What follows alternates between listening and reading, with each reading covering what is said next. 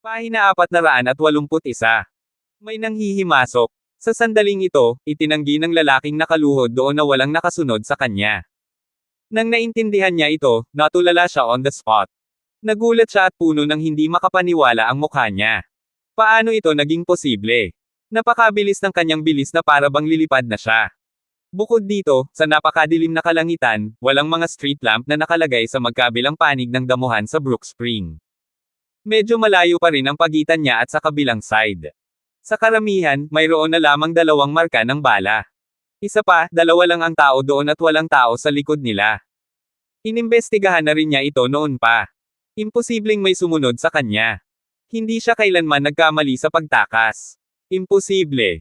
Sa sandaling ito, agad na tumayo ang gwapong lalaking nakaupo sa upuan na may malabundok na aura. Then, tumingin siya sa lalaking nakaluhod doon at sumigaw. Iyan ba ang ibig mong sabihin ng walang buntot? Tingnan mo kung ano ang ginawa mo. Kung hindi mo ito gagawin, hindi mo magagawang linisin ang iyong puwit. Ano ang silbi ng pananatili sa iyo? Ang lalaking nakaluhod sa lupa ay tumingin sa lalaking may bali ang paa sa harap niya na may galit na galit. Tumayo siya at tinitigan siya gamit ang mapulan niyang mga mata. Nanginginig ang buong katawan ng lalaking nakaluhod habang nakatingin sa lalaking bali ang paa at nagmamakaawa. Alam kong nagkamali ako. Paalisin mo na ako sa pagkakataong ito. Mag-iingat ka sa susunod. Patawarin mo si Mel. Alam kong nabigo ako sa misyon na ito. Ako ay nagkamali. Ayoko talagang mamatay. Sa sandaling ito, hakbang-hakbang ang lalaking may silver sword leg papunta sa nakaluhod na lalaki. Dahil ito pa rin ang binti ng pilak na espada, bawat hakbang ng gwapong ito ay may malulutong na tunog. Gayunpaman, sa mga tagalabas, maaaring mukhang normal na marinig ang tunog na ito. Gayunpaman, alam ng lahat sa villa na ang ibig sabihin ng boses ay galit sa kanila. Malaki ang posibilidad na may mangyari. Parang Death Note. Gayunpaman, pinagmamasdan ng nakaluhod na lalaki ang lalaking nasa harapan niya, na may mahabang espada sa noo, na palapit ng palapit sa kanya. Naramdaman niya ang isang hindi nauna. Sa pagkakataong ito, matalim na titig ang matalim na tingin ng gwapong lalaki sa kaninang umaatres. Nagtaas siya ng kilay. At walang sinabi. Ngumuso siya at agad na nagtaas ng kamay. Sa sandaling ito, umihip ang malakas na hangin sa villa, kasama na ang umalingaw-ngaw na kristal na chandelier sa kwarto at lahat ng gamit sa ang lamesa. Pagkatapos, ang bala sa pagitan ng mga daliri ng lalaki ay tumama sa lalaking humihingi ng awa sa pinakamabilis na bilis. May malakas na bang. At ang lalaking umaatres ay napanganga ng palapit sa kanya ang bala. Gayunpaman, sa bilis ng bala, walang paraan na maiiwas niya ito. Hukay. Ang lalaking humihingi ng awa ay agad na lumuwa ng dugo at namatay. May dagwang butas pa ang lalaki. Leeg. Ang kapangyarihang sumabog sa sandaling umatake ang lalaking ito ay lumampas na sa saklaw ng Divine Rank Warrior.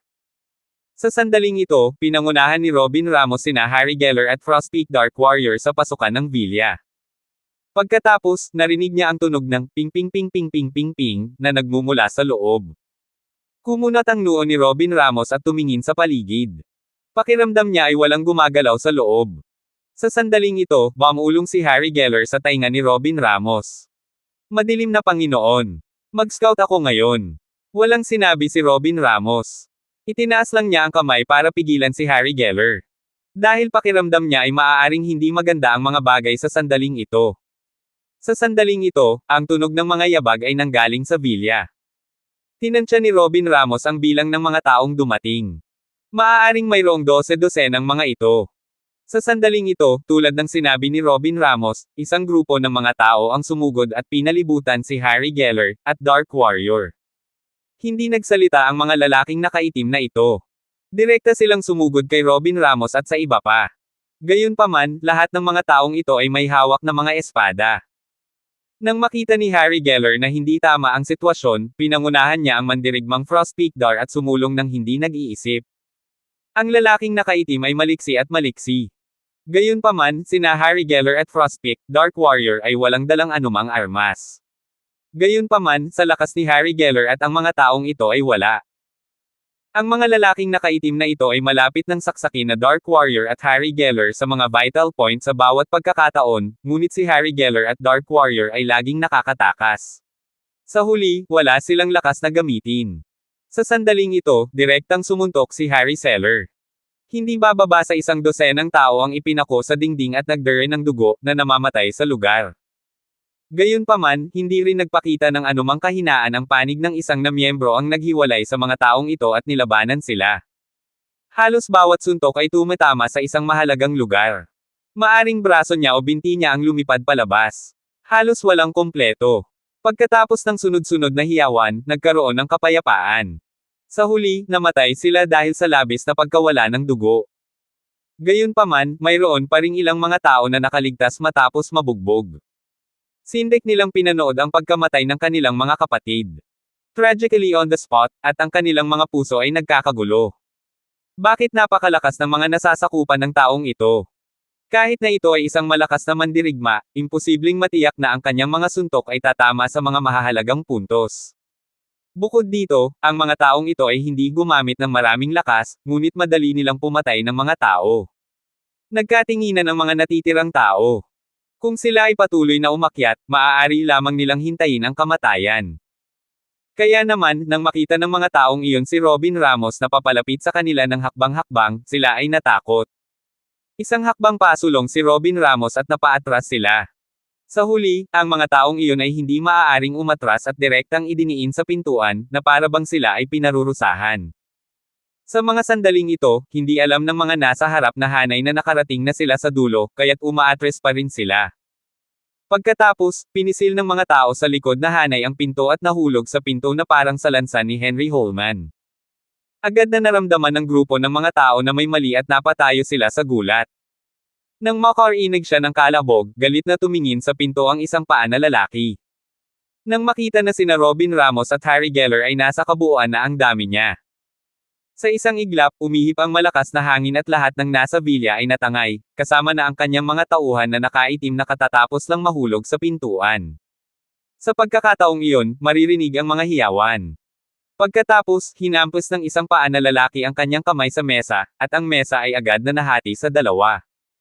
Ang kanyang mga nasasakupan, na umiikot sa paligid, ay nahulog sa lupa kasama ang mga bagay na iyon at namatay. Walang ekspresyon si Robin Ramos nang makita ang eksenang ito.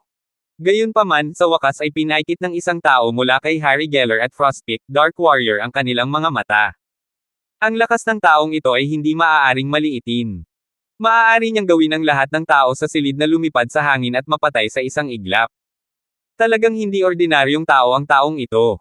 Imposibleng magkaroon ng ganoong aura ang mga ordinaryong tao. Pahina 482. Sa sandaling ito, pagkatapos makipag-usap sa kanyang mga duwag na nasasakupan, dahan-daang lumapit kay Robin Ramos ang isang paa. Paminsan-minsan, magkakaroon ng serye ng malulutong na tunog. Walang gaanong reaksyon si Robin Ramos nang marinig ang boses na ito. Ito ay dahil alam niyang hindi pa lumilitaw ang taong sinubukang patayin ang kanyang nasasakupan. Mayroon bang kailangang pagsalungat tungkol sa kung ano ang boses na ito?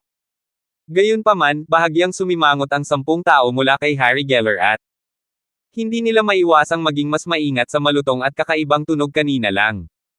Sa sandaling ito, ang malutong na tunog ay palapit ng palapit sa kanila. Pagkatapos, lumitaw ang isang paa na lalaki sa harap nina Robin Ramos, Harry Geller, at Dark Warrior. Ang lalaking ito ay may buhok na yin-yang na nakalaylay sa kanyang mukha, ngunit hindi pa rin ito maitago ang kanyang kagwapuhan. Siya ay mukhang halos 6 na talampakan ang gulang at may tuwid na figure. Masasabing isa siyang karakter sa isang manga na hindi makakalakad si Pri pagkatapos makita. Tapos, nakatingin sa baba. Napagtanto ni Robin Ramos na talagang may isang paa ang lalaking ito. Ang kanyang kabilang binti ay gawa sa isang silver longsword, at ang longsword na ito ay gawa rin sa isang espesyal na material. Parang bihira lang. Item. Gulat na napatingin si Robin Ramos sa lalaking nasa harapan niya. Hindi niya talaga inaasahan na may isang paa ang lalaking ito. Gayunpaman, sa suporta ng pilak na tibak na ito, napanatili ng kanyang katawan ang balanse nito, at hindi siya naiiba sa isang ordinaryong tao. Sa sandaling ito, ang tinig ng White Tower ay narinig sa isip ni Robin Ramos. Guro, ayon sa aking pagsubok, ang lakas ng taong nasa harap mo ay malapit na sa kalahating hakbang na innate. Kaya, guro, kailangan mong mag-ingat. Matapos marinig ni Robin Ramos ang sinabi ng White Tower, tumingin siya sa lalaking may isang paa sa harapan niya at bahagyang nagtaas ng kilay. Halos kalahating hakbang ang layo ng lalaking ito kay Innate. Ayon sa naunang pagpapakilala ng sistema, ang perwisyo na taong ito sa harap niya ay malapit ng malampasan ang kategorya ng panloob. Kaya naman halos malapit na sa kanya ang lakas ng lalaking ito. Ito ang pinakamalakas na taong nakatagpo ni Robin Ramos sa ngayon. Gayunpaman, si Robin Ramos ay hindi nakaramdam ng hindi komportable. Napanatili niya ang kanyang orihinal na saloobin at tumingin sa isang paa. Lalaki sa kanyang harapan. Sino ka? Sino ang nagpadala sa iyo pagkatapos ko? Sa sandaling ito, nang matapos magsalita si Robin Ramos, seryosong tumingin ang lalaki kay Robin Ramos sa harapan niya. Gayunpaman, nang marinig niya ang mga salita ni Robin Ramos, agad siyang napatawa. Hahaha. Nang makita ni Harry Geller ang eksenang ito, agad na nagdilim ang kanyang ekspresyon.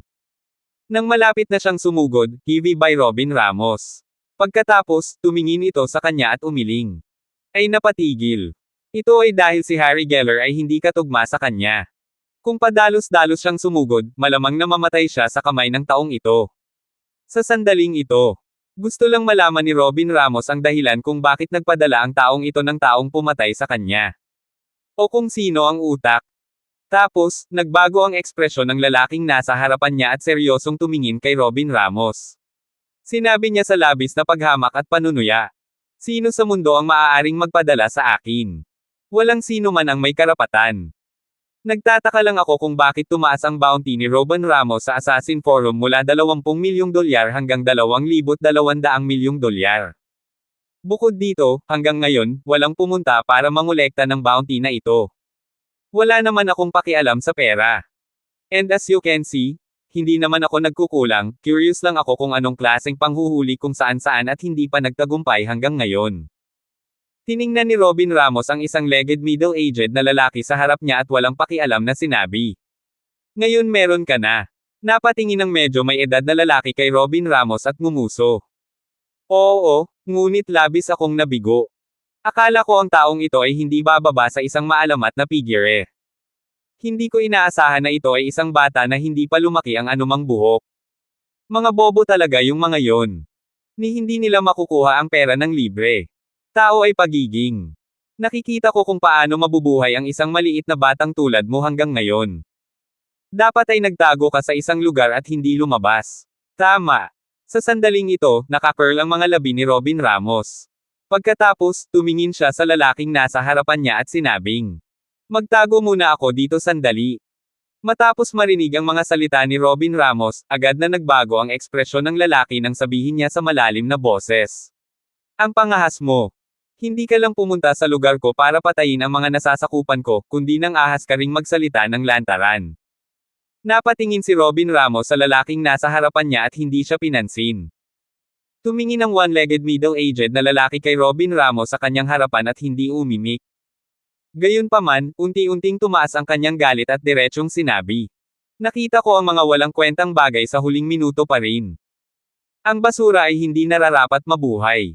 Kung mamatay sila, sana.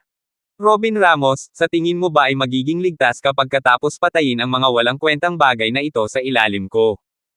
Ngayon, ipapaalam ko sa iyo kung nasaan ang mga limitasyon ng mundong ito. Tandaan mo ang iyong sarili. Bumilis ang tibok ng puso ni Robin Ramos nang marinig ang sinabi ng lalaking ito. Naisip ba niya na ang kanyang lakas ay ang hangganan ng mundong ito? Speaking of kung malakas ba o hindi ang one-legged na lalaking ito, mas malakas nga siya kay Robin Ramos. Pero masyado niyang siniseryoso ang sarili niya. Akala niya ba siya na ang hangganan ng mundong ito at walang makakalampas sa kanya? Nang marinig ni Robin Ramos ang mga salita ng lalaking ito, hindi ito umimik at ngumiti lang. Sa sandaling iyon, tumalon ang lalaki at lumipad patungo kay Robin Ramos. Akmang susuntukin na niya si Robin Ramos, itinaas ni Robin Ramos ang kamay at panay ang pagkakahawak sa kamao ng lalaki. Gayunpaman, hindi gumalaw si Robin Ramos. Agad namang natigilan ang one-legged middle-aged na lalaki nang makitang hinaranggan siya ng isang bata. Imposible, paano ito magiging posible? Ito na ang hangganan ng mundo ko. Bakit ito nangyari? Sa sandaling ito, umalangaw-ngaw sa buong mundo ang dagandong ng lalaki. Gumamit man siya ng buong lakas, hindi niya mailabas ang kamao niya sa kamay ni Robin Ramos. Hindi nakayanan ng nasa katanghaliang gulang na lalaki ang pagpapasigla. Agad niyang iniunat ang kanyang binti gamit ang silver sword at sinipa ang tiyan ni Robin Ramos. Yumuko si Robin Ramos, ngunit hindi siya kumikibo. Binitawan na lang niya ang kamao ng lalaki. Kaagad pagkatapos, nagkaroon ng serye ng chua na tunog. Kinawian ng nasa katanghaliang gulang na lalaki ang kanyang grupo at muling inatake si Robin Ramos. Bawat suntok ay dumapo sa multo ni Robin Ramos. Hindi kumikibo si Robin Ramos. Ang kanyang katawan ay agad na naging isang after image. Kahit anong atake ng kabilang partido, imposibleng matamaan niya si Robin Ramos. Thud! Thud! Thud! Napaatras ng ilang hakbang ang nasa katanghaliang lalaki, pagod na pagod. Nahulog pa siya sa likod at bumagsak sa lupa. Gayunpaman, ang bibig ng nasa katanghaliang gulang na ito ay puno ng dugo at ang kanyang mukha ay sobrang mapatla. Nanginginig din ang gilid ng mga mata niya habang bumubulong. Hindi, imposible iyon. Pahina 483. Sa sandaling ito, ang nasa katanghaliang gulang na lalaki na bumagsak sa lupa ay tumingin kay Robin Ramos, na nakatayo sa kanyang harapan ng hindi nasaktan. Ang kanyang mga mata ay puno ng walang katapusang takot at kawalang paniwala. Pakiramdam niya ay unti-unti nang gumuguho ang kanyang pananaw sa mundo. Gayun din, ang kanyang pananampalataya ay agad na nawasak, at siya ay nakaramdam ng matinding kawalan ng pag-asa. Imposible. Sa edad ng batang ito, imposibleng makabisado niya ang mga kasanayang ito. Kailangang malaman ng isa na malapit na siyang maging isang innate expert. Paanong may isang mandirigma na mas malakas sa kanya sa mundong ito? Paano siya maniniwala? Bukod dito, ang taong ito ay ang manika sa kanyang harapan. Gayunpaman, hindi pa rin niya nagawang makipaglaban sa kanya sa huli. Nangangahulugan ito na ang lakas ni Robin Ramos ay mas mataas. Kanyang hindi ba talaga siya ang pinakamalakas na tao sa mundong ito? Talagang hindi niya inaasahan na lagi niyang ipinagmamalaki ang kanyang sarili sa loob ng maraming taon. Palagi niyang nararamdaman na walang mas makapangyarihan kaysa sa kanya sa mundong ito. Patay na ang puso niya nang mawala siya. Nakatayo lang siya doon na tulala. Sa sandaling ito, si Harry Geller ay malapit nang sumugod at pag-alitan ng mayabang na nasa katanghaliang gulang na lalaki. Naglakas loob pa silang suruan ang kanilang Dark Lord. Gayunpaman, pinigilan siya ni Robin Ramos. Naramdaman ni Robin Ramos na para sa isang taong kasing kakayahan niya, madalas hindi ang iba kundi ang kanyang sarili ang nakatalo sa kanya. Kaya naman, tumingin sa kanya si Robin Ramos na naglalaro pa rin sa sakit. Nakaupo siya doon na tulala. Malabo ang kanyang mga mata at blanko ang kanyang isip. Pagkatapos, dahan-daang naglakad si Robin Ramos sa gilid ng nasa katanghaliang gulang na lalaki at tumingin sa kanya. Pandama. Ngayon, nakarating ka na ba sa iyong pwesto? Walang katapusan ang mundong ito. Handa ka na ba?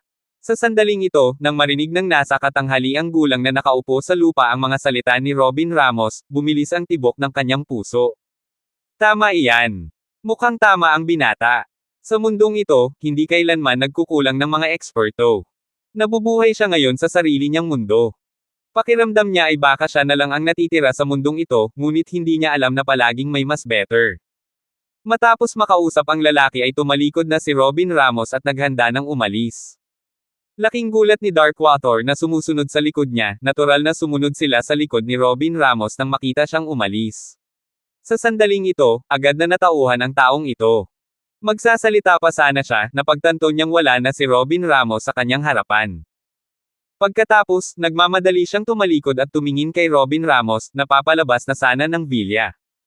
Pagkatapos ay sinabi niya sa gulat at pagtataka. Hindi mo ba ako papatayin? Matapos marinig ang sinabi ng nasa katanghaliang gulang na lalaki, hindi tumigil si Robin Ramos. Sa halip, nagpatuloy siya sa paglalakad.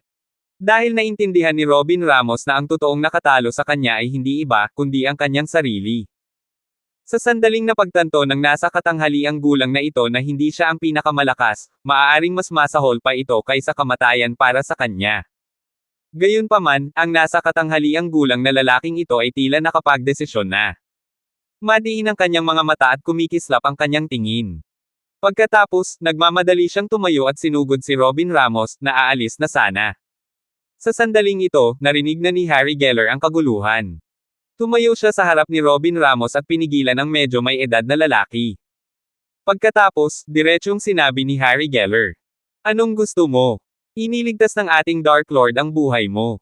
Ayos lang kung hindi mo alam kung paano ito pahalagahan, pero gusto mo pa bang salakayin ang ating Dark Lord? Matapos marinig ang mga sinabi ni Harry Geller, hindi niya inaasahan na luluhod ang nasa may edad na lalaki sa paanan ni Robin Ramos ng may putok. Hindi nagbago ang ekspresyon ni Robin Ramos, ngunit si Harry Geller at Frostpeak Dar Warrior ay talagang medyo nalito. Ano ang nangyayari? Bakit siya lumuhod? Akala niya ay sasamantalahin niya ang pagkakataong salakayin si Dark Lord, kaya't siya ay nagpatuloy upang pigilan siya. Gayunpaman, ang lakas ng taong ito ay mas malakas kaysa sa kanila kahit na siya ay nasugatan. Sa makatuwid, kung gusto niyang maglunsad ng sneak attack, maaari siyang umatake ngayon lang, kaya inalis ang posibilidad na ito. Pagkatapos, lumuhod ang nasa katanghaliang gulang at tumingin kay Robin Ramos ng may pananabik. Pagkatapos, sinabi niya, "Guro, gusto kong maging lingkod mo. Gusto kitang sundan. Master, hayaan mo akong sundan ka. Gusto kong makita ang katapusan ng mundo kasama ka. Kung ayaw mong maniwala sa akin, I can swear." Sa pamamagitan nito ay nanunumpa ako na ipapangako ko ang aking katapatan kay Master at hinding-hindi ko siya ipagkakanulo. Kung ipagkanulo mo ako, guro, maaari mo akong lasonin anumang oras at mamatay anumang oras. Nang marinig ito ni Robin Ramos, ibinaba niya ang kanyang ulo at tumingin sa medyo may edad na lalaki. Pagkatapos, isang pahiwatig ng pag-iisip ang lumitaw sa kanyang mga mata. Bagamat ang taong ito ay medyo mayabang, siya ay talagang may talento at makapangyarihan. Hindi ba't doble ang resulta sa kalahati ng pagsisikap na makahanap ng isang makapangyarihang tao na gagawa ng mga bagay para sa kanya? Hindi imposibleng isaalang-alang ito. Bukod dito, ang taong ito ay hindi kamukha ng uri ng tao na gagawa ng isang bagay na immoral. Marahil ito ay katumbas ng halaga. Bagamat ang lalaking ito ay nasa katanghaliang gulang na lalaki, mukha siyang napakabata. Mukhang nasa 30s na siya, ngunit mayroon siyang lakas. Ang kanyang kinabukasan ay tiyak na walang limitasyon. Bilang karagdagan, may ilang mga bagay na hindi maginhawa para sa kanya na gawin, ngunit ang taong ito ay maaaring kumpletuhin ang mga ito para sa kanya. Makakatulong din ito sa kanya na malulutas ang maraming problema at makatipid siya ng maraming oras. Bakit hindi? Sa sandaling ito, paulit-ulit itong iniisip ni Robin Ramos. Then, tumingin siya sa medyo may edad na lalaki na nakaluhod sa kanyang pekt at sinabing, "Sabihin mo sa akin ang iyong pangalan at ang iyong pagkakakilanlan." Nang marinig ang one-legged middle-aged na lalaki ang pagtatanong ni Robin Ramos tungkol sa kanyang background, agad siyang natuwa. Siyempre, alam niya ang ibig sabihin nito. Sa madaling salita, nagpasya si Robin Ramos na nagpatuloy siya. Magkakaroon siya ng Master Yuan sa hinaharap. Sa sandaling ito, siya ay parehong masaya at natatakot habang sinasabi niya, "Master, wala pa po akong pangalan. May codename lang ako, Zero. Zero." Bahagyang tumaas ang kilay ni Frostpeak Dar Warrior na si Harry Geller nang marinig ang codename na ito. Pagkatapos, pinalaki niya ang taong nasa harapan niya. Bilang pinuno ng mandirigmang Frostpeak Dar, natural na alam ni Harry Geller ang tungkol dito. Matagal na niyang narinig ang Zero na ito, ngunit hindi pa siya nagkaroon ng pagkakataong makilala siya. Hindi niya inaasahan na si Zero ang nasa harapan niya sa mga sandaling ito. Anong coincidence? Samantala, na nakatayo sa likuran niya, ay napatingin kay Zero na nagtataka. Hindi niya inaasahan na magiging ganito ang hitsura ni Killer King. Dati, lagi nilang naririnig na binabanggit ng mga tao na ang Zero na ito ay sobrang nakakatakot at mukhang mabangis. Gayunpaman, ngayon nakita nila siya, tila lumaki ang agwat. Kaya naman, tumingin si Harry Geller kay Zero sa kanyang harapan at nalilitong nagtanong, "Killer King." Matapos marinig ni Zero ang mga salita ni Harry Geller, mabilis siyang tumango at sinabing, "Iyan ang tawag sa akin ng mga tao sa underworld. Pero hindi ako killer. Hindi ako pumapatay para sa pera. Gusto ko lang ay perso ang strength. Gusto ko ng pinakamalakas na lakas." Napakunot ang mga sulok ng bibig ni Robin Ramos. Pahina 484. Sa sandaling ito, namumutla ang sulok ng bibig ni Robin Ramos. Sinabi ng nasa katanghaliang gulang na lalaking ito na gusto niya ang pinakamalakas na lakas. Kung ganoon, hindi ba siya nagkaroon ng profound technique cultivation technique na kagagaling lang niya? Kung gusto niyang magtrabaho para sa kanya ang ganoong tao, kailangan niyang gumamit ng mga diskarte sa paglilinang upang sugpuin siya. Sa pamamagitan lamang ng pagpaparamdam sa kanya na siya ay tumulong sa kanya ay magagawa niya ang mga bagay para sa kanya ng mas mahusay. Pagkatapos, iniunat ng bahagya ni Robin Ramos ang isang kamay at saka nag-extend ng daliri. Sa sandaling ito, walang ideya si Zero kung ano ang ginagawa ni Robin Ramos. Medyo kinilabutan pa siya. Tinanggap na niya siya. Hindi kaya aatake na naman siya sa oras na ito. Hindi. Imposible. Pagkatapos, nagpanggap na kalmado si Zero at sinundan ang daliri ni Robin Ramos. Nakita niya ang stone block na itinuturo ni Robin Ramos. Habang nalilito si Zero, agad na itinuro ni Robin Ramos ang malaking block ng bato na nakalagay sa silid. Sa isang putok, ang tunog ay kasing gulat ng pagbagsak ng isang bundok. Ang block ng bato ay agad na pumailan lang sa langit at agad na sumabog sa pulbos na lumutang sa hangin. Nang makita ito ni Zero ay agad siyang nabigla. Pagkatapos, nanginginig ang buong katawan niya habang gulat na nakatingin sa eksenang nasa harapan niya. Hindi siya makapaniwala. Casual na itinuro ni Robin Ramos ang kanyang daliri at ang block ng bato ay agad na naging pulbos na nagkalat pababa. Gayunpaman, napuno ng gulat ang mga mata ni Zero. Kung ang cultivation technique ni Robin Ramos ay direktang ginamit sa kanya ngayon, hindi siya mamamatay nang hindi man lang umalis. Abo! Ang cultivation technique na ito ay sadyang napakalakas, ngunit medyo nakakatakot din ito. Sa hitsura nito, hindi na kailangang gumamit ng puwersa. Hindi ba't ang ibig sabihin noon ay mamamatay na kung sino man iyon? Buti na lang at hindi na siya nagpatuloy para hanapin si Robin Ramos ngayon lang. Kung hindi, ano ang pinagkaiba niyan sa panliligaw sa kamatayan? Kung hindi niya napigilan ang sarili at tumangging sumuko ngayon, malamang naging malungkot siyang multo ng walang bangkay. Gayunpaman, mayroong isang bagay na labis na pinagsisihan ni Zero sa sandaling ito. Sa pag-iisip niya, gusto pa niyang bigyan ang sarili niya ng dalawang malaking pabor. O di kaya'y hindi sapat ang dalawang malalaking torneo para ilabas ang kanyang galit. Hindi niya alam kung paano siya nagsalita ng mayabang ngayon at sinabi pa niyang katapusan na niya ang mundo. Pag-aari ng Envel Drama. Org. Hindi, ito ang hangganan ng mundo. Napagtanto pa nito si Robin Ramos. Isa lang itong malawakang eksena sa kamatayan sa lipunan. Kung ngayon lang niya nalaman, hindi niya ipapahiya ang sarili niya ng ganito. Maging si Robin Ramos, na maaaring agad na pumatay sa iyo gamit ang daliring ito, ay hindi kasing yabang niya. Tila ang gusto niyang matutunan ay hindi lamang master sa lakas, kundi master sa pagpapakumbaba. Napatingin si Robin Ramos kay Zero sa kanyang harapan at matagal na hindi nabawi ang kanyang katinoan. Kaya naman, ang mga sulok ng kanyang bibig ay kumulo at nagtanong. Nais mo bang matuto? Nang marinig ni Zero ang mga salita ni Robin Ramos, nagulat siya. Ngumiti siya hanggang sa lumukot ang mukha niya. Tapos, excited siyang tumango at tumingin kay Robin Ramos. Gusto kong matuto, Master. Gusto ko matuto. Napatingin si Robin Ramos sa excited na ekspresyon ni Zero at tumango.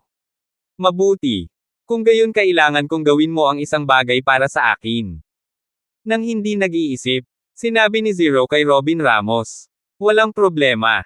Hanggat ito ay utos mula kay Master, ipinapangako kong tatapusin ko ang misyon. Tumingin si Robin Ramos kay Zero at tumango. Tapos, seryoso niyang sabi. Alamin kung sino ang nag-post ng aking bounty sa Assassin Forum. Sino ang nagtataas ng gantimpala sa bounty. Malaman. Agad na ibinaba ni Zero ang kanyang ulo at mariing sinabi. Ito ay Master. Nangako akong tatapusin ko ang misyon. Nang matapos magsalita si Zero ay mabilis siyang nawala. Sabik na sabik siyang matutunan ang martial arts ni Robin Ramos, kaya naman sabik na sabik siyang matapos ang misyon na ibinigay ni Robin Ramos. Pagkaalis ni Zero, humakbang pasulong si Harry Geller at lumapit kay Robin Ramos. Madilim na Panginoon. Mapagkakatiwalaan ba itong Zero? Maaari ko bang pagkatiwalaan siya sa mga misyong ito? Alam ni Robin Ramos ang pag-aalinlangan ni Harry Geller, kaya napangiti siya ng mahina at sinabi kay Harry Geller. Hanggat gumagana ito. Alam na alam talaga ni Robin Ramos ang kanyang ginagawa. Hindi alintana kung mapagkakatiwalaan o hindi si Zero, kahit papaano sa ngayon, naramdaman niyang mapapabuti niya ang kanyang lakas ng dayo sa kanya. Sa makatuwid, hindi dapat magkaroon ng anumang mga pagkakamali sa mga unang yugto. Kung talagang hindi siya mapagkakatiwalaan sa hinaharap, pagkatapos ay sa lakas ni Robin Ramos, maaari niya lamang itong patayin. Ang lahat ay hindi kailangang mag-aksaya ng oras dito. Ayaw kasing mag-isip ni Robin Ramos. Pagod na siya. Kung siya ay labis na maingat at susuriin ang mga iniisip ng lahat, malamang na siya ay pahihirapan hanggang sa mamatay. Mas mabuting umuwi ka na. Huwag muna nating isipin ang mga walang kwentang bagay sa ngayon. Isang hakbang lang ang magagawa natin. Sa sandaling ito, pauwi na si Robin Ramos. Sa kabila, Yedan. Sa isang anti-gang patio, ang mga puno sa magkabilang gilid ng patio ay puno ng cherry blossoms. May malaking pond din sa tabi nito. Napakaganda ng tanawin. May isang samurai sword na nakatago sa harap ng pinto sa isang silid. Nakita niya ang isang taong nakaluhod sa lupa. Ang taong ito ay isang nasa katanghaliang gulang na lalaki sa mga damit ng pagsasanay. Ang kanyang mga kamay ay mahigpit na nakakuyom sa mga kamao. Pagkatapos, ibinaba niya ang kanyang ulo at kinuha ang larawan ng isang batang lalaki mula sa mesa sa tabi niya. Hindi niya ito maibaba sa mahabang panahon. Halatang medyo dilaw ang litrato, pero hinawakan niya ito ng mahigpit sa kamay habang nangingilid ang luha sa kanyang mga mata. Marahil ay may isang larawan lamang ang lalaking ito, at maraming araw na siyang nakaluhod at umiiyak. Maging ang kanyang mga katulong ay pinalayas niya at hindi pinayagang makapasok. Kahit sinong dumating, tumanggi siyang makita ang mga ito. Huwag daw istorbohin ang usapan nila ng anak. Napatingin ang lalaki sa bata sa larawan at hindi napigil ang umiyak. Pagkatapos, nagpakawala siya ng napakalungkot na boses. Hindi. Aking anak na lalaki. Sino ang pumatay sa iyo? Sinong pumatay sa iyo? Damn you, mamamatay ka kasama ng anak ko. Kaawa-awa kong anak. Kaagad pagkatapos, ang lalaking nawala ng kontrol sa kanyang emosyon ay nag-roll up ng manggas at pinunasan ang mga luha sa kanyang mukha. Pagkatapos, sumigaw siya sa pintuan. Sabihin ng Yagayo Dark Clan na magtipon. Kayong lahat, pumunta kaagad sa Bleres, Brook Spring. Alamin kung sino ang pumatay sa anak ko. Kung wala kang mahanap, ililibing ka kasama ng anak ko. Asar ka. Brook Spring. Hindi alam ni Robin Ramos kung sinong Yeden Essay ang nakalimutan. Dahil sa pagod, umuwi si Robin Ramos. Hindi niya alam kung bakit, ngunit nagkusa na ang White Tower na putulin ang pakikipag-ugnayan sa labas ng mundo. Sinalakay ba ng virus ang utak ng White Tower na ito? Pagkatapos, napagtanto ni Robin Ramos na nakaawang ang pinto ng kanyang kwarto. Dahan daw ang itinulak ni Robin Ramos ang pinto at pumasok. Gayunpaman, ang eksena sa silid ay ginawa Robin Ramos na tulala sa lugar. Pahina 485. Nakatayo si Robin Ramos sa pintuan ng kwarto at naningkit ang mga mata. Maging ang kanyang katawan ay bahagyang nanginag. Ang silid ay nagbuga ng madilim na dilaw na liwanag, at ang hangin ay napuno ng mahinang halimuyak. Samantala, naghihintay si Layla Taylor sa kanyang pagbabalik. Nakatayo talaga siya doon na nakahubad. Nahihiyang tinakpan niya ng isang kamay ang bahagi ng katawan niya at medyo namumula ang mukha sa lupa sa harapan niya. Ang eksena sa harap niya ay nagpalabas sa isipan ni Robin Ramos ni Venus mula sa Western mythology. Nakatayo doon si Layla Taylor na parang isang diyosa mula sa isang magandang painting. Siya ay tahimik at natural. Dahil sa magandang tanawin na ito, tulala si Robin Ramos na nakaugat sa lupa. Hanggang sa tumunog ang malalamok na boses ni Layla Taylor. Brother Robin Ramos, bumalik ka na. Agad na nagising si Robin Ramos. Lumingon siya. Sampal. Isinara niya ang pinto at nilock ito mula sa loob. Pagkatapos, halos kaagad siyang nakipag-ugnayan sa White Tower. Mabilis na putulin ang koneksyon sa labas ng mundo. Gayunpaman, walang tugon mula sa White Tower. Napagtanto ni Robin Ramos na napakatalino nitong White Tower. Talagang pinutol nito ang koneksyon nito sa labas ng mundo ng maaga. Hindi ba ito malinaw na hinahayaan si Robin Ramos na gawin ang anumang gusto niya? Dahan daw ang lumingon si Robin Ramos. Pagtingin kay Layla Taylor sa kanyang harapan, naramdaman niyang nanunuyo ang kanyang lalamunan, ngunit matigas pa rin niyang sinabi. Layla, ikaw. Hindi na hinintay ni Layla Taylor na matapos si Robin Ramos. Sa halip, nakayapak na siya. Dahan-dahan siyang naglakad patungo kay Robin Ramos. For some reason, kinabahan si Robin Ramos. Medyo hindi natural ang paghinga niya. Si Robin Ramos naman, dahan-dahan niyang ibinuka ang mga braso. Ipinakita niya ang kanyang sarili ng perpekto sa harap ni Robin Ramos. Hindi malay ni Robin Ramos na sumipsip ng malamig na hangin. Pero hindi nagtagal, niyakap ni Layla Taylor si Robin Ramos ng mahigpit. Medyo nanigas ang mga kamay ni Robin Ramos. Dahan-dahan niyang itinaas ang nanginginig niyang mga kamay at marahang ipinulupot sa baywang ni Layla Taylor. Tahimik na nagyakapan ang dalawa. Pagkatapos ng hindi kilalang tagal ng panahon. Narinig ni Robin Ramos, na blanko ang isip, ang malambing na boses ni Layla Taylor. Kapatid na Robin Ramos, mahal kita. Matigas na sinabi ni Layla Taylor ang tatlong salitang ito. Dahil sa matigas na boses na ito ay naramdaman ni Robin Ramos na parang naputol ang ilang tanikala sa kanyang puso. Bahagya niyang ipinikit ang kanyang mga mata, at sa sumunod na segundo, agad na bumukas ang kanyang mga mata. Pagkatapos, sa ilalim ng bulalas ni Layla Taylor, binuhat niya pahiga si Layla Taylor. Si Layla Taylor, na nasa mga bisig ni Prinsesa Robin Ramos, ay nakayakap sa leeg ni Robin Ramos. Pulang-pula ang kanyang pisngi na halos mamuo na ang mga patak ng tubig. Gayunpaman, marahan niyang isinandal ang maliit niyang ulo sa balikat ni Robin Ramos at bahagyang pumikit. Kinakabahan, inaabangan ang mangyayari. Binuhat ni Robin Ramos si Layla Taylor sa nag-iisang malaking kama sa kwarto. Ilang mga eksenang napapanood lang ng mga miyembro sa wakas ay nangyari sa Villa de Ramos family, bedroom Robin Ramos. Pagkatapos ng hindi kilalang tagal ng panahon. Sa madaling salita, si Layla Taylor ay kumuha ng ilang roller coaster pabalik-balik. Maging ang langit sa labas ng bintana ay halos madaling araw na. Sa wakas tumahimik ang kwarto. Pawis na pawis si Layla Taylor. Mukha siyang pagod na pagod. Niyakap niya ng mahigpit si Robin Ramos at napasandal sa matigas na dibdib ni Robin Ramos. Niyakap ni Robin Ramos ang balikat ni Layla Taylor gamit ang isang kamay at tulalang tumingin sa kisame ng kwarto. Si Layla Taylor ay nasa sobrang pagod. Matapos ipikit ang kanyang mga mata ay ayaw na niyang idilat muli. Talagang bamulong siya sa malalim na boses.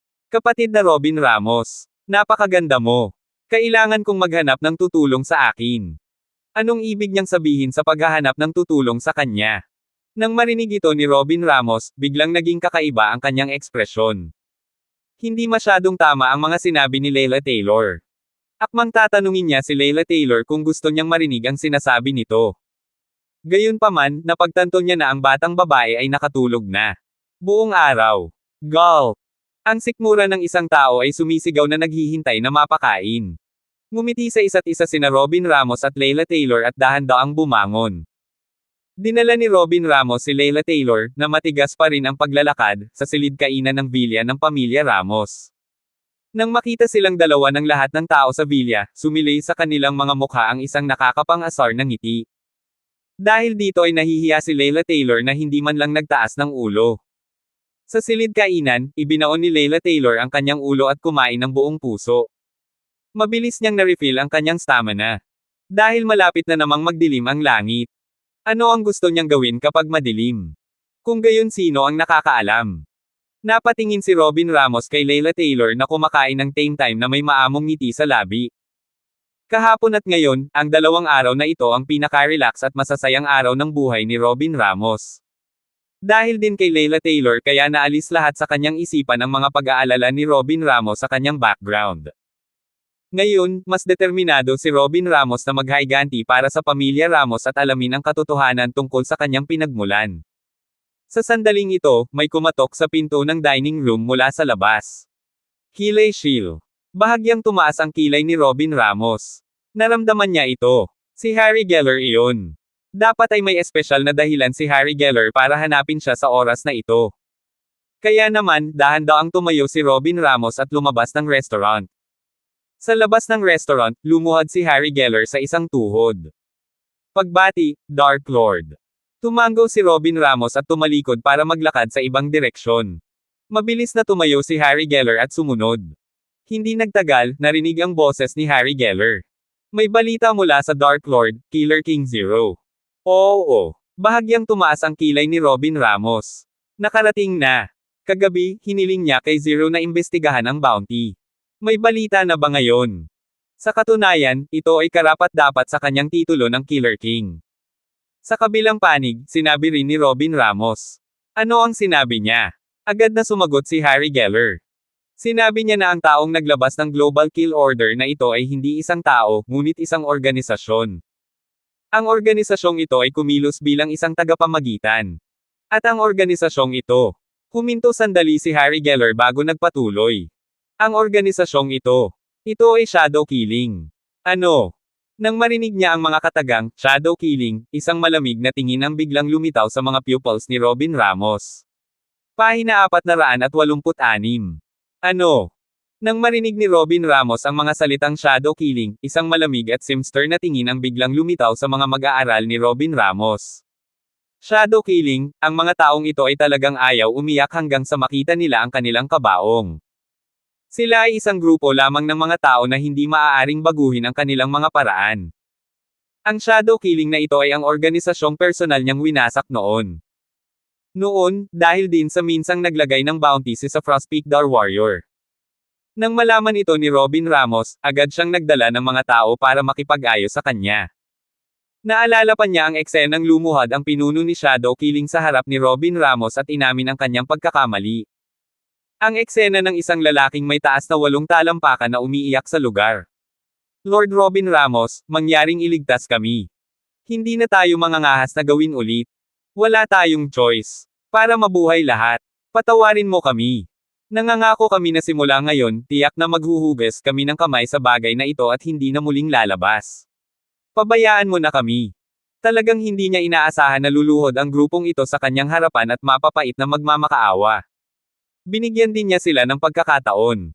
Sa katunayan, ang mga taong ito ay hindi mapangalagaan. Kung alam niya na mangyayari ito, pinatay na niya ang mga ito noon. Hindi sana siya nag-aksaya ng oras sa pakikitungo. Sila ngayon. Bumalik sa katinoan si Robin Ramos. Pagkatapos, malamig siyang tumingin kay Harry Geller at seryosong nagtanong. Totoo ba ang balitang ito? Nang marinig ni Harry Geller ang tanong ni Robin Ramos, nagmamadali itong sumagot. Dark Lord? Totoo. Hindi pwedeng peke. Tumango si Robin Ramos at tumingin sa harapan na may seryosong ekspresyon. Pagkatapos, sinabi niya kay Harry Geller. Tanungin si Zero kung mahahanap niya ang lokasyon ni Shadow Killing. Kung nalaman mo, ipaalam ka agad sa kanila. Nang matapos magsalita si Robin Ramos, kinuyam ni Harry Seller ang kanyang mga kamao at umalis. Sa sandaling ito, nakatayo si Robin Ramos sa kinaroroonan niya. Ang simoy ng hangin ay marahang hinaipan ang kanyang buhok, at tumingin siya sa unahan na may malalim na tingin. Saglit na naisip niya ang kanyang malambot na puso. Kung noon ay hindi pa siya naging malambot ang puso, kahit gaano pa sila humingi ng awa, aatake pa rin siya. Hindi ba siya magdadala ng labis na problema sa kanyang sarili? Talagang hindi niya inaasahan na ang taong nasa bounty ay siya. Ngayon, sa wakas ay naunawaan na niya kung ano ang ibig sabihin ng pagputol ng damo nang hindi inaalis ang mga ugat. Sa pagkakataong ito, hindi na siya magpapakita ng awa. Walang sino man sa Shadow Killing ang makakaligtas sa pagkakataong ito. Gusto ni Robin Ramos na ipaalam sa kanila kung ano ang kinahinatnan ng pagkagat ng aso kay Lu Dongbin. Sa sandaling ito, unti-unting inayos ni Robin Ramos ang kanyang emosyon at bumalik sa dining room para ipagpatuloy ang pagkain. Gayunpaman, medyo nag-alala si Layla Taylor nang makita niyang nagmamadaling umalis si Robin Ramos. Hindi niya alam kung ano ang ginagawa ni Brother Robin Ramos, ngunit tiyak na isang bagay na napakahalaga para sa kanya na umalis nang nagmamadali. Napaupo pa lang si Robin Ramos nang maramdaman niya ang nagbabagang tingin sa kanya. Tapos, lumingon siya at nakita niya si Layla Taylor. Bahagyang kumunat ang noo ni Layla Taylor. Puno ng pag-aalala ang mga mata niya. Pagkatapos, tumingin siya kay Robin Ramos at sinabing, Kuya Robin Ramos, anong nangyari? Nang marinig ni Robin Ramos ang mga salita ni Layla Taylor, napakunot ang sulok ng kanyang bibig. Pagkatapos, hinaplos niya ang ulo ni Layla Taylor at mahinang sinabi, Walang nangyari. Nagre-report lang si Harry Geller. Layla, napakaraming ulam. Alin sa tingin mo ang masarap? Sa sandaling ito, alam ni Layla Taylor na may iniisip si Robin Ramos, ngunit hindi na siya makapagtanong pa. Nakatingin lang siya kay Robin Ramos at ngumiti. Tapos, sabi niya, Kuya Robin Ramos, kainin mo itong inihaw na karne. Ito ay malambot at malambot. Natutunaw ito sa iyong bibig. Ito ay masarap. Kinuha ni Robin Ramos ang bowl at kinuha ang roasted meat na kinuha ni Layla Taylor para sa kanyang sarili. Siya ay isang kagat at nakangiting tumango. Masarap talaga ito, pero mas maganda pa si Layla. Nang marinig ito ni Layla Taylor, namula agad ang mukha niya. Pagkatapos, ibinaon niya ang kanyang ulo at kumain. Bumalik sina Robin Ramos at Layla Taylor sa kanilang mga silid pagkatapos kumain. Sa pagtitig sa malambot at makinis na katawan ni Layla Taylor, naiinis siya sa isip niya kagabi. Ito sa pagkatapos, agad na ibinasura ni Robin Ramos ang ideya. Kahit na iniisip niya ito, kailangan pa rin niyang pigilan ang sarili. Kung tutuusin, hindi pa nakakapagpahinga si Layla at nakabawi. Hindi siya maaaring maging katulad ni Sunspire. Pagkatapos sabihin iyon, humiga si Robin Ramos sa kama at mahinang sinabi. Layla, magpahinga ka na. Halatang medyo nahihiya si Layla Taylor, pero gusto pa rin niyang makasama si Brother Robin Ramos, kaya tumango siya at humiga sa tabi niya. Ilang sandali pa ay nakatulog silang dalawa sa magkayakap. Kinaumagahan, sumikat ang araw sa bintana. Nakatayo na sina Layla Taylor at Robin Ramos. Pagbukas pa lang ni Robin Ramos ng pinto ay nakita niyang nakatayo nga sila sa labas. Sa sandaling ito, natigilan din si Layla Taylor. Kinuha niya ang bag niya at binati si Robin Ramos. Kuya Robin Ramos, lalabas muna ako. Nagmamadaling lumingon si Harry Geller nang makita niya si Layla Taylor. Pagkaalis ni Layla Taylor, direktang nagtanong si Robin Ramos. Nahanap mo na ba? Matapos marinig ang mga salita ni Robin Ramos, nagmamadaling ibinaba ni Harry Geller ang kanyang ulo at sumagot. Sa pag-uulat kay Dark Lord, Zero, hindi namin mahanap ang lokasyon ng shadow killing sa ngayon. Matapos marinig ni Robin Ramos ang mga salita ni Harry Geller, huminto siya sandali. Medyo komplikado ang ekspresyon ng mukha niya. Pagkatapos, sinabi niya, sige, naiintindihan ko. Kaagad pagkatapos, kinuha ni Robin Ramos ang Ramos Family Token at nakipag-ugnayan sa Yana Lane at Yara Lane ng Skynet.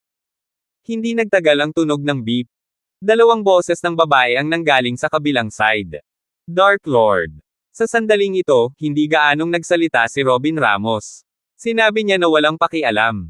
Imbestigahan ang isang sagabal. Tumawag sa shadow killing. Pumunta ka at siyasatin ang kanilang lokasyon. Isumbong mo agad sa akin kapag nahanap mo na sila. Sabay na nagsalita sina Yana Lane at Yara Lane ng King Organization. Oo, Young Master. Sa sandaling ito, tila may naisip si Robin Ramos at dahan-daang sinabi. O sige, may isa pa. I asked you to investigate my background dati.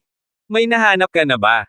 Bagamat pinag-isipan ito ni Robin Ramos, hindi na siya sabik na malaman ang sagot sa kanyang background gaya noong una. Ito ay dahil sa pakiramdam niya na siya ay lumaki sa pamilya Ramos at lahat ay tinatrato siya ng mabuti. Pakiramdam niya ay mahalaga ang proseso. Gayunpaman, kung magkakaroon siya ng pagkakataong malaman ang tungkol sa kanyang background, gusto pa rin niyang maunawaan kung ano ang nangyari noon. Gayunpaman, sa sandaling ito, sabay na nagsalita sina Yana Lane at Yara Lane. Young Master, hindi ko nagawa ng maayos ang trabaho ko. Wala pa kaming anumang mga pahiwatig tungkol sa iyong background. Hindi na nagulat si Robin Ramos sa kanilang sinabi. Medyo nadismaya lang siya. Kaya naman, sinabi ni Robin Ramos. Oo, patuloy kayong mag-iimbestiga. Nang marinig ni Yana Lane at Yara Lane ang mga salita ni Robin Ramos, agad nilang tinanggap ang utos. Naiintindihan. Sa sandaling ito, muling nagsalita sina Yana Lane at Yara Lane. Gayunpaman, Young Master, Wood Tinggi Religioso Marian's Hydrocup. Pahina 487. Yeden Essay. Nang marinig ni Robin Ramos ang mga salita ni Yana Lane at Yara Lane, unti-unting lumitaw sa kanyang mukha ang isang bakas ng sama ng loob. Napakayabang talaga ng grupong ito ng mga Yeden Essay. Naalala pa ni Robin Ramos ang isang pangungusap na minsan niyang sinabi. Sa loob ng teritoryo ng Bleres, ipinagbabawal ang Yeden Essay. Medyo matapang sila. Ang mga taong ito ay talagang nang-ahas na pumunta sa Brook Spring. At nasa ilalim mismo ng mga mata ni Robin Ramos. Gayunpaman, bakit dumating ang grupong ito ng mga Yeden Essay sa Brook Spring? Baka naman may mga pakulo na naman siyang pinaplano. Tumigil sandali si Robin Ramos bago tinanong sina Yara Lane at Yana Lane. Itong mga Yeden Essay, nasaan sila? Tiningnan mo na ba? Matapos marinig ang mga salita ni Robin Ramos, sabay-sabay na sinabi ng magkapatid na Yana Lane at Yara Lane. Karaniwang nagtitipon ang mga Yeden Essay ng maraming tao sa gabi. Magaling silang magtago at magaling magtago. Nakikita ko lang ang mga Yeden Essay na ito sa lahat ng oras sa kalye. Mukhang walang kakaiba sa kalyeng ito. Palabas-masok din ang mga naglalakad sa kalsada. Walang sensasyon. Abnormal na tahimik. At saka, ang mga taong ito ay nakasuot ng parehong damit tulad ng sa amin. Karaniwang hindi sila nagsasalita at mas maingat. Nang marinig ito ni Robin Ramos mula kay Yana Lane sa gilid ng token, bahagyang nagbago ang kanyang ekspresyon. Abnormal na tahimik. Bukod dito, hindi ito nagdulot ng anumang kaguluhan.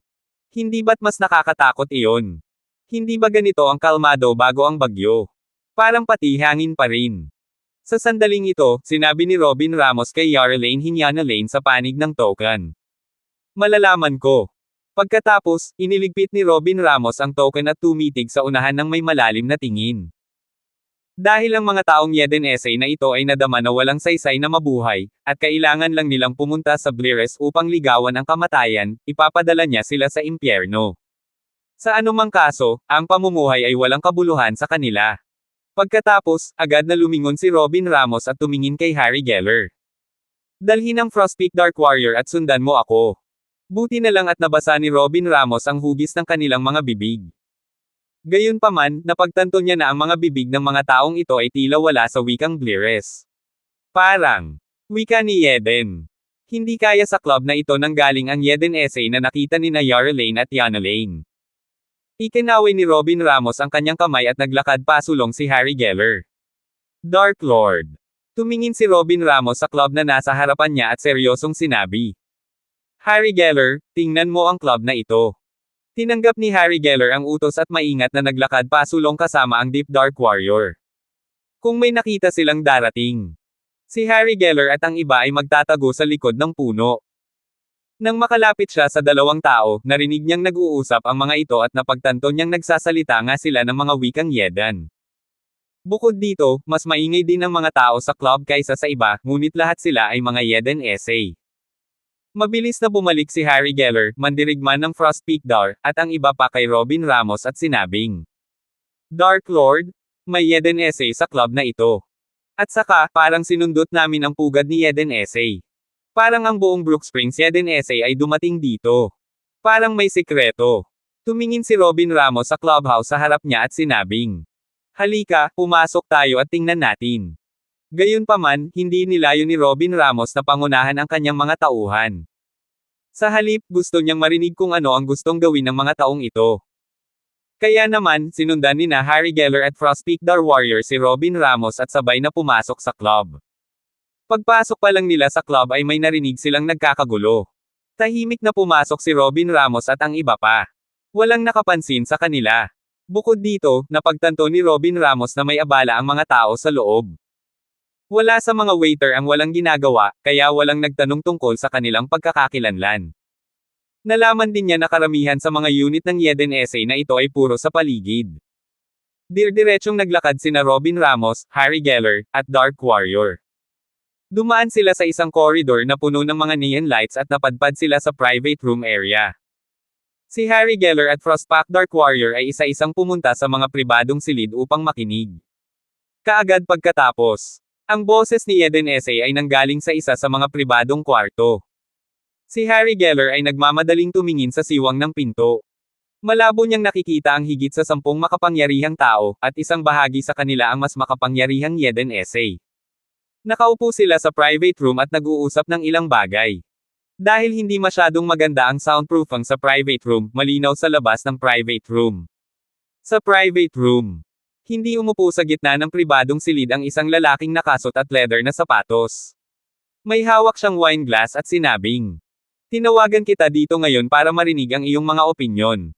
Pagkatapos, pag-aralan natin kung paano tanggapin ang dark team ng pamilya Yagayo. Pupunta ang mga matatanda sa Blires. Sa sandaling ito, nagtanong ang isang may bigot na lalaki na nakasuot ng asul na suit. Pagkatapos magpadala ng isang tao ang secret department ng pamilya Yagayo, maaari ba nating simulan ang pagpapatupad ng plano? Sa Sandali, halos lahat ng tao sa private room ay nagtatawanan. Sa sandaling ito, alam lang ni Robin Ramos at ng iba pang nakatayo sa labas ng pribadong silid na may ganoong plano. Gayunpaman, walang nakakaalam kung ano ang planong ito. Napakunot noo ni Robin Ramos nang marinig ito. Ano ang planong pinag-uusapan nila? Ang mga taong ito ay hindi makarating sa punto pagkatapos ng mahabang panahon. Mukha siyang dabbler. Kaya naman, tiningnan ni Robin Ramos si Harry Geller at nakarinig ng isang putok. Sinubukan ni Harry Geller na buksan ang pinto gamit ang kanyang kamay, ngunit hindi niya ito mabuksan. Dapat itong maging komplikado. Kaya naman, sinipan ni Harry Geller ang pinto ng pribadong silid. Pagkakapasok na Dark Warrior, isinara din na Dark Warrior ang pinto ng malakas. Gayunpaman, si Eden Essay, na nagbabantay sa paligid, ay walang narinig sa loob dahil masyadong maingay sa loob. Sa sandaling ito, ang 12-12 ng mga manlalaro ng Eden Essay ay tumayo mula sa sofa at tumingin kay Robin Ramos at sa iba pa na gulat na gulat. Sa kanila, nagmura ang lalaking nakasuot ng asul na suit. Sino ka? Saan nanggaling ang asong ito? Labas! Hindi mo ba alam kung ano ang pinag-uusapan natin ngayon? Lalong nakakatakot ang club na ito. Napatingin si Robin Ramos sa lalaking naka-blue suit sa harap niya at ngumiti. Nandito kami para patayin ka. Nang matapos magsalita si Robin Ramos, sinugod ni Harry Geller at ng mandirigmang Frostpeak-dar ang dosenang lalaki. Pong! Pong! Pong! Pong! Umalangaw-ngaw ang tunog sa buong pribadong silid. Maya-maya, kumalat ang amoy ng dugo sa hangin. Ang ilang mga lalaki ay tumingin kay Robin Ramos na namamaga ang mga mukha. Tiniis nila ang sakit at lumuhad sa paanan ni Robin Ramos, hindi naglakas loob na kumilos. Umupo si Robin Ramos sa sofa at tumingin sa dosenang Eden Essay player sa harap niya. Magkunwari ka lang, umutot lang tayo. Huwag mong ibaba ang iyong sarili sa aming antas. Hindi talaga namin alam kung paano ka namin nasaktan. Handa kaming magbago. Pakiusap, sabihin mo sa amin. Tumingin si Robin Ramos kay Eden Essay sa harap niya at sinabing, sagutin mo kahit anong itanong ko. Pahina 488. Sagutin mo kahit anong itanong ko. Nang marinig ng grupo ng mga Eden Essay ang sinabi ni Robin Ramos ay napatingin sila kay Robin Ramos na nakaupo sa sofa sa takot at kaba. Tinanguan nila ang kanilang mga ulo ng desperadong, hindi sila nang ahas na pabayaan siya. Kung tutuusin, ayaw pa nilang mamatay. Para naman sa mga subordinate na ito ng Eden Essay, inayos din silang naka-standby sa labas. Masasabing walang tao sa paligid para protektahan sila. Paano nila malalaman na nasa 20s lang ang batang nasa harapan nila? Bata pa lang siya. Paano siya magkakaroon ng napakaraming eksperto na nagpoprotekta sa kanya? Siya ay talagang hindi isang tao upang maging trifledsa. Kung alam nila na mangyayari ang ganoong bagay, bakit nila inayos na malayo ang kanilang mga nasasakupan? At saka, kakaunti lang ang mga taga-Blears sa clubhouse na ito. Hindi, halos wala. Dahil malayo ang lugar na ito at hindi masyadong maganda ang soundproofing ng clubhouse na ito, halos lahat ng kwarto ay tumutugtog ng malakas. Musika. Rinig na rinig pa ang sigaw ng isang babae sa koridor. Naghiyawan lahat ng lalaki. Ang kanilang business room ay ang pinakaloob na upuan sa club na ito. Usually, dadating lang sila kapag may pinag-uusapan sila. Sa ganitong maingay na lugar, kung may nangyari talaga, hindi ito matutuklasan ng kanilang mga nasasakupan. Hindi rin nila malalaman kung ano ang nangyayari. Bukod dito, ang mga salita ni Eden Essay ay kadalasang napakalihim. Kahit ang kanilang mga personal na bodyguard ay hindi sila pinapayagang makilahok. Gayunpaman, ang kanilang mga plano ay hindi kasing ganda ng sa Diyos. Ang seguridad dito ay palaging napakahigpit. Paano nila papasukin ang mga taong ito ngayon? Nagsisimula na silang magsisi. Kung dito sila namatay ngayon, baka wala nang magkukuha ng mga bangkay nila. Ngunit pagkatapos ay muli, kahit na dumating ang mga subordinate na ito, sila ay halos bugbugin. Kahit na ang mandirigma ay walang kalaban-laban para sa kanila, lalo pa ang kanyang mga nasasakupan. Kaya naman, matyaga na lang silang maghintay sa tanong ni Robin Ramos. Pagkatapos, tumingin si Robin Ramos sa Eden Essay na nakaluhod sa harap niya at sinabing, para saan pumunta ang lihim na departamento ng Yagayo family sa room Brook Spring? Nang marinig ang tanong ni Robin Ramos, nagkatinginan ang mga miyembro ng Eden Essay at nanginginig na sinabi. Narito sila para imbestigahan ang dahilan ng pagkamatay ni Young Master. Kung hindi natin mahanap ang salarin na pumatay kay Young Master Yagayo, baka kasama niya ilibing ang buong Brook Spring. Nang marinig ito ni Robin Ramos, ang apoy sa kanyang mga mata ay halos parang isang bulkan na nag-aapoy, na nagninangas. Hayaang mamatay ang buong Brook Spring kasama nila. Itong grupo lang ng mga Eden Essay. Karapat-dapat ba siya? Napakayabang na niya sa teritoryo ni Blears. Nililigawan lang niya si kamatayan. Kahit anong galit ni Robin Ramos, hindi siya umimik. Dahil alam na alam mo na itong tinaguri ang miyembro ng pamilyang Yagayo ay pinatay niya talaga. Gayunpaman, nagkaroon ng sanhi at epekto. Ang mga pagkamatay ng mga Eden ay hindi nararapat na kawan. Unti-unting pinigilan ni Robin Ramos ang kanyang emosyon at mahinahong nagtanong. Saka anong plano ang sinasabi mo? Nang marinig ng mga Yeden essay na ito ang tanong na ito, agad na kumislap ang kanilang mga mata at namutla ang kanilang mga mukha. Pagkatapos, nagngangalit sila ng kanilang mga ngipin at umiling. Pagkatapos, iniwasan niya ang tingin ni Robin Ramos at sinabi sa nanginginig na boses. Kami. Hindi namin alam kung ano ang iyong pinag-uusapan, kung ano ang plano, hindi namin narinig ito. Matapos marinig ang sinabi ng mga taong ito, biglang nanlamig ang mga mata ni Robin Ramos. Ang mga taong Yeden essay na ito ay talagang hindi natatakot sa kamatayan. Mukhang napakahalaga ng planong ito. Narating na nila ang puntong ito, pero nagtatago pa rin sila at ayaw magsabi ng anuman. Tiyak na, sila ay isang grupo ng mga tao na hindi luluha hanggat hindi nila nakikita ang kanilang mga kabaong. Sa sandaling ito, tumingin si Robin Ramos sa mga manlalarong ito ng Yeden essay at ngumiti. Hindi mo sasabihin sa akin. Kung ganoon, hindi mo ako masisisi sa mga susunod na mangyayari. Harry Geller. Sa sandaling ito, ikinaway ni Robin Ramos ang kanyang kamay kay Harry Geller. Naintindihan naman agad ni Harry Geller ang sinabi ni Robin Ramos. Sinadya. Agad na tumalon si Harry Geller at sinipa sa lupa ang nakaluhod na mga manlalaro ng Yeden essay. Kaagad pagkatapos, ang mga hiyawan ng higit sa mga taong Yeden essay ay tumunog. Sa sandaling ito, ang 10 manlalaro mula sa sumugod din patungo sa Yeden essay. Tapos, may sunod-sunod na bangs. Gayunpaman, mula sa playstyle ni Robin Ramos laban kay Harry Geller at 4 Dark Warrior, ang mga manlalarong Yeden essay na ito ay dumanas din ng internal injuries. Mula sa ibabaw ng mga Yeden essay na ito, imposibleng sabihin na sila ay nasugatan. Sa sandaling ito, ang ilang mga Yeden essay ay hindi na makatagal. Gumapang sila sa paanan ni Robin Ramos at hinaila ang pantalon nito. Pakiusap, huwag. Huwag mo na kaming patulan. Hindi talaga namin alam. Oo. Itigil ang pakikipag-away. Nakita ni Robin Ramos ang taong nasa ilalim ng kanyang mga paa na sumisigaw. Wala siyang pakialam sa mga ito at pinalayas sila. Sa sandaling ito, hindi na kinaya ng isang pandak na lalaki. Sabi niya habang tumutulo ang mga luha niya. Kami, hindi namin talaga alam kung ano ang plano. Patayin mo kami. Kahit patayin nila tayo, hindi natin malalaman. Nang marinig ito ni Robin Ramos, muling nabuhay ang galit sa kanyang puso. Ang pinakamalakas na kakayahan ng bawat isa sa kanila ay talagang malakas.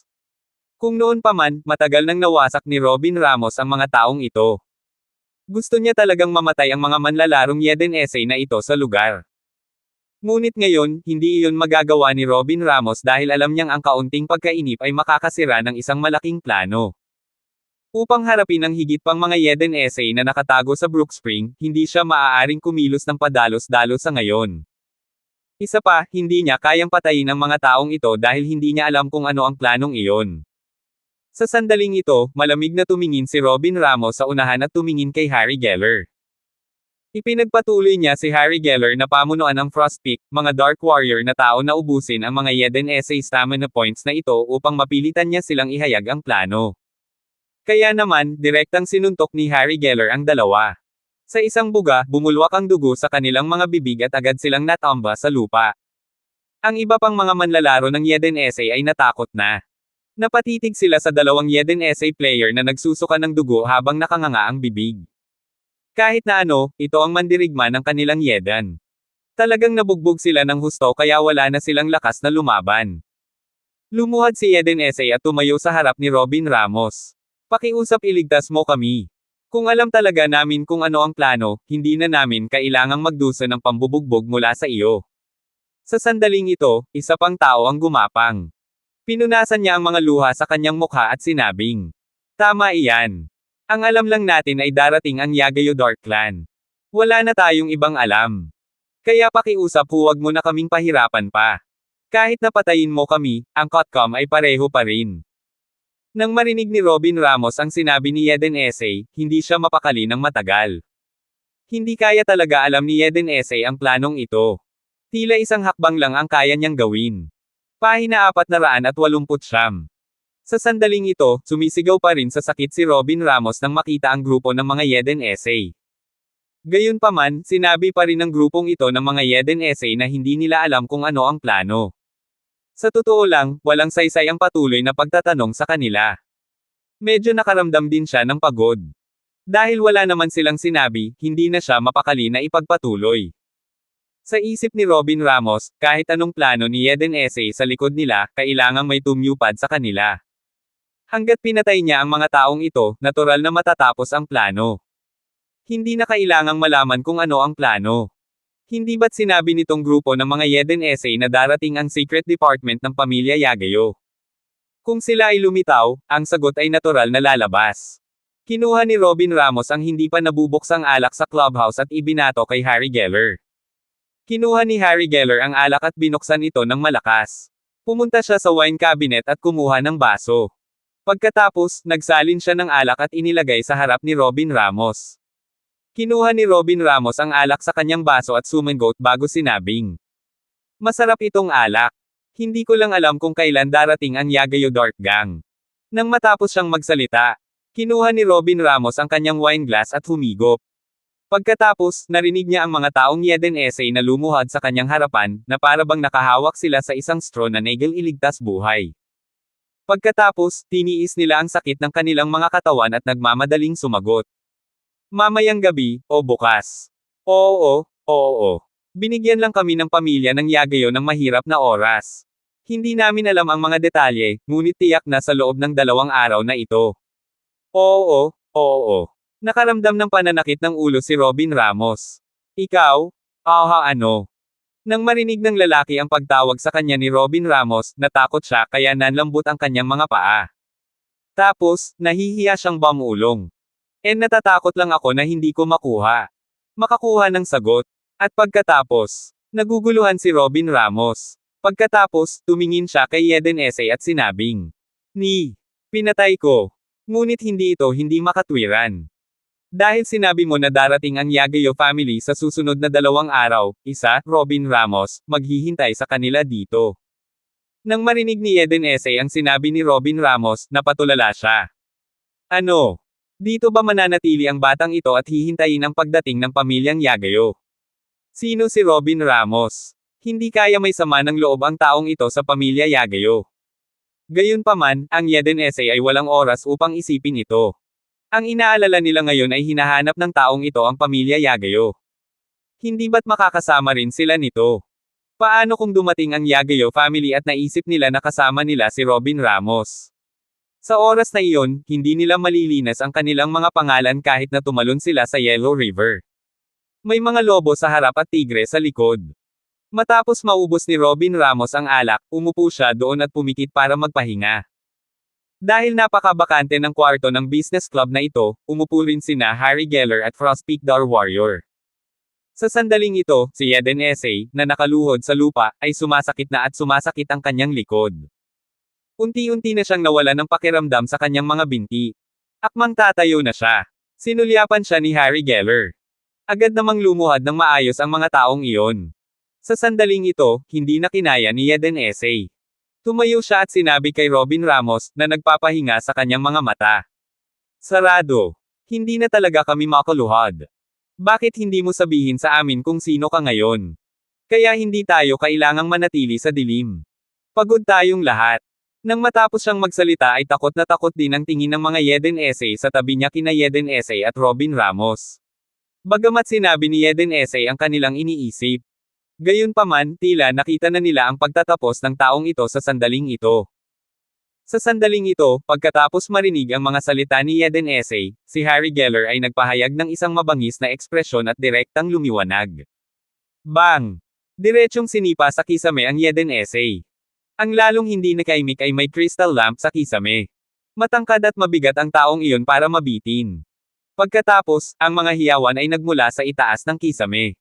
Sa sandaling ito, nakita ng mga nakaluhod sa harap ni Robin Ramos na sinipa sa chandelier ang kanilang kapatid. Galit sila ngunit walang lakas ng loob na magsalita. Ang mga blires na ito ay talagang naglakas loob na ay bully ang mga Eden nila ng ganito at pinaluhod sila ng matagal dito. Itong si Robin Ramos ay bata pa lamang. Maaaring hindi nila siya matalo, ngunit kapag dumating ang Yagayo Dark Clan, tingnan natin kung ano ang kanilang gagawin. Pagdating ng pamilya Yagayo, siguradong ipaghihiganti nila sila. Siguradong papaluhod sila nitong si Robin Ramos sa harap nila at aminin ang kanyang pagkakamali. Lahat ng kahihiyan na dinanas nila ngayon ay maibabalik sa kanila. Ang mga B** na ito ay hindi karapat-dapat mabuhay sa mundong ito. Dapat silang mamatay.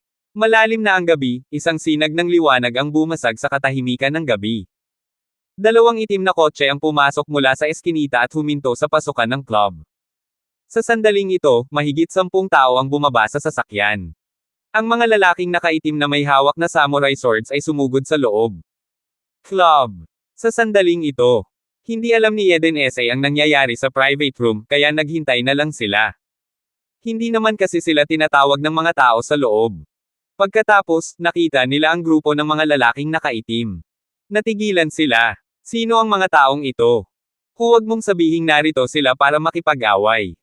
Pagkatapos, pinigilan ng grupo ng mga Eden Essay ang mga lalaking nakaitim at sinabing, "Teka, sino ka? WHO. Papasok ka ba para hanapin?" Kinuha ng isa sa mga lalaking nakaitim ang aming number token sa kanyang shirt. Napaka-espesyal ng token na ito at may ilang natatanging pantera. Ito ang secret department ng Yagyo family. Tapos, tumingin si Eden Essay kay token tapos sa lalaking nakaitim na nasa harap niya. Agad siyang tuwang-tuwa. Nandito pala ang mga secret agent ng Yagyo family. Hindi nila inaasahan na darating ito ng ganoon kabilis. Sa ilang mga putok, ang mga taong Eden Essay na ito ay lumuhad ng husto at magalang na sinabi sa wikang Yedan. "Pagbati, aking Panginoon." Sa sandaling ito, ang lalaking nakaitim ay tumingin kay Eden Essay na nakaluhod sa harap niya at naglagay ng token. Pagkatapos, tumingin siya kay Eden Essay at malamig na sinabi, "Dalhin mo kami doon." Sa sandaling ito, ang pribadong silid ng club ay malayo sa pintuan, at ito ay medyo maingay. Tanging ingay na nagmumula sa mga nakapalibot na silid ang maririnig. Samantala, ang 12 ng mga taong Eden Essay sa pribadong silid ay walang ideya na ang mga lihim na ahente ng pamilya Yagayo ay may dumating. Nakaluhod pa rin sila doon na walang gana habang nakayuko ang mga ulo. Sa sandaling ito, ang kanilang tibay ay napakahirap na suportahan ang kanilang mga katawan, at nagsimula silang umindayog. Sa sandaling ito, dahan-daang iminulat ni Robin Ramos ang kanyang mga mata. Puno ng killing intent ang mga mata niya. Pahina 470. Sa sandaling ito, kumunat ang noo ni Robin Ramos kay Harry Geller at binigyan siya ng tingin. Nang makita ito ni Harry Geller ay agad niyang naintindihan at kumaway sa mga miyembro ng Team Dark Warrior. Pagkatapos, sa kaunting whooshes, mabilis na nawala si Harry Geller at Dark Warrior sa silid. Lumabas silang lahat sa bintana sa pinakamabilis nilang bilis. Nang marinig ni Eden Essay ang boses at tumangala, si Robin Ramos na lang ang naiwan na nakaupo sa sofa sa harap niya. Si Harry Geller at ang mandirigmang Frostpeak Dar ay nawala ng walang bakas.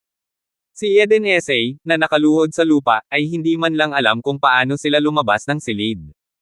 Nagulat din ang dosenang mga manlalaro ng Eden Essay. Paano nawala ang mga taong ito? Gayunpaman, nakaupo pa rin si Robin Ramos sa sofa, umiinom ng alak at naka-cross legs. Sa sandaling ito, sa labas ng pribadong silid, ang mga taong Eden Essay ay lahat nangungutya sa kanya. Nakangiti ang isa sa kanila na matangkad na lalaki habang sinusuyo ang kakakuha lang ng token. "Hindi ko talaga alam na darating ka. Ikinalulungkot kong hindi kita tinanggap. Ngayon lang ako bulag. Mangyaring huwag isa puso. Kasalanan natin lahat ito." Sa sandaling ito, sinabi din ng lalaking nakaitim, "Sige, huwag na nating pag-usapan ang pambobola. Nandito tayo sa opisyal na negosyo. Manguna ka na." Sa sandaling ito, tumigil din sa pagngiti si Eden Essay at nagmamadaling sumagot.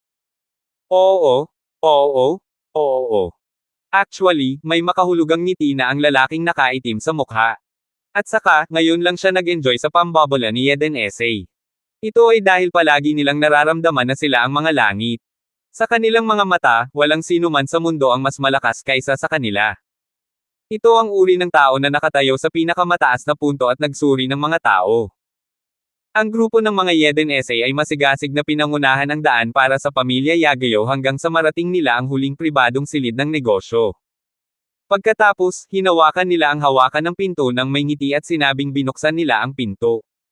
"Nandito na. Matagal ka na nilang hinihintay." Sa sandaling itulak niya ang pinto, ang taong nasa harapan ng pamilya Yagayo ay agad na natigilan. Bakit nakaluhod ang mga taong ito dito? At napakaayos nito. Nagbago ba ang paraan ng pagtanggap nila sa kanila? Ito ay itinuturing na isang malaking busog. Gayunpaman, nang makita ng mga miyembro ng pamilyang Yagayo ang eksenang ito sa harap nila, naramdaman nilang may mali. Ngunit hindi niya mailagay ang kanyang daliri dito. Pagkatapos, ang taong nakatayo sa harapan ng pamilya Yagayo ay tumingin kay Eden Essay, na nakaluhod sa isang hilera sa harap niya.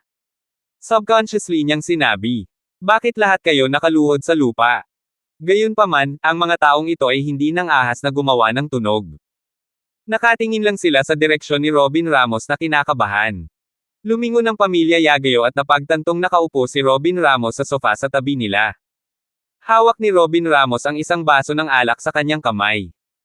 Nag-cross-legs siya at humigop. Sayang naman ang alak na ito sa ganoong lugar. Sa sandaling ito, tumingin ang pamilya Yagayo kay Robin Ramos sa kanilang harapan at agad na nabigla. Sino ang taong ito? Hindi naman siya mukhang taga-Yeden bakit siya nasa private room? Dapat may nangyayari dito. Napatingin ang pamilya Yagayo kay Robin Ramos sa harapan nila. Naupo siya roon nang hindi nagpanik at itinuring silang hangin. Kaya naman, maingat silang tumingin kay Robin Ramos at sinabing, "Sino ka?" Samantala, umalis na si Eden Essay, na siyang namamahala sa pagbubukas ng pinto para sa pamilya Yagayo, matapos itong buksan. Sa hindi inaasahang pagkakataon, narinig niya ang boses ng pamilya Yagya sa pintuan. Pagkatapos, iniangat nila ang kanilang mga leeg upang tingnan. Buti sana kung wala, pero kinilabutan sila. Bakit nakaluhod sa lupa ang mga Yeden Essay at mandirigma? Tsaka nakaluhod siya ng nakahilera. Sino yung nakaupo sa sofa? Hindi, itong taong nakaupo sa sofa. Paano siya nakapasok? Bakit hindi nila maalala ang isang hindi pamilyar na mukha? Hindi ito mukhang mga taong Yedan. Pagkatapos, tumingin si Robin Ramos sa grupo ng mga tao sa harapan niya at walang ekspresyon na sinabi, "Pinatay ko si Yagayo Teng." Nang marinig ito, si Eden Essay, na nakaluhod sa pribadong silid, ang grupo ng mga lalaking nakaitim mula sa pamilya Yagayo, at si Eden Essay, na nakasuksok sa kanyang ulo, ay agad na natigilan. Parang huminto ang hangin. Ang grupong ito ng mga tao ay agad na nabigla. Ang nakakagulat na balitang ito ay ang pinaka-nakakagulat para kay Eden Essay, na nakaluhod sa harap ni Robin Ramos. Pinatay niya si Yagayo Teng. Siya ba ang taong hinahanap ng secret department ng pamilya Yagayo? Hindi ba ito na ang wakas? Ang mga taong ito ay talagang nagsiwalat ng kanilang mga sikreto.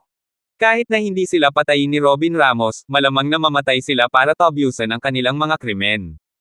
Ganito ang tadhana. Isang segundo, ganap na hindi alam kung mabubuhay siya o mamamatay sa susunod na segundo. Nang marinig ni Eden Essay ang sinabi ni Robin Ramos, agad siyang nataranta. Sino ang taong ito? Siya ang pumatay kay Yagayo Shengteng. Ito ba ang taong hinahabol ng pamilya Yagayo? Si Liu Shengteng ay isang nangungunang eksperto sa Yedan. Paano siya papatayin ng isang binata na mukhang nasa 20s? Ito ay simpleng hindi ka panipaniwala. Paano ito naging posible? Ang mga manlalarong Yeden Essay sa labas ay nakatayong nakaugat sa lupa. Samantala, ang lihim na departamento ng Yagayo family, na nakatayo sa silid, ay ibinaba ang kanilang mga baba. Talagang dumating sila para imbestigahan ang bagay na ito, ngunit pagpasok pa lang nila sa pribadong silid, nakarinig sila ng nakagigimbal na balita. Gayunpaman, ang taong nakaupo sa kanyang harapan ay isang bata lamang sa kanyang 20s. Ganun ba talaga siya kalakas? Paano ito naging posible? Sa sandaling ito, ang pinuno ng lihim na departamento ng pamilya Yagayo ay sumulong ng ilang hakbang at sinabi sa isang mapanghamak at naguguluhan na tono. Talaga bang pinatay mo si Yagayo Teng? Nang marinig ito ni Robin Ramos, tumingin siya sa secret department ng Yagayo family at bahagyang ngumiti. Pagkatapos, malamig niyang sinabi, "Hindi ba ako, ikaw kaya?" Sa sandaling ito, ang mga mata ng pinuno ng lihim na departamento ng pamilya Yagayo ay nagliliyab na sa apoy. Pagkatapos, umungol siya ng galit. "Nililigawan mo si kamatayan." Sa sandaling ito, biglang kumislap ang ilang nakakasilaw na ilaw sa harap ni Robin Ramos.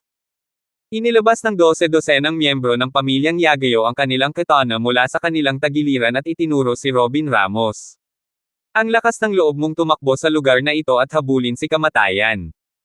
Pagkatapos ay tutuparin namin ang iyong hiling. Mahigit 10 tao mula sa pamilya Yagayo ang sumugod.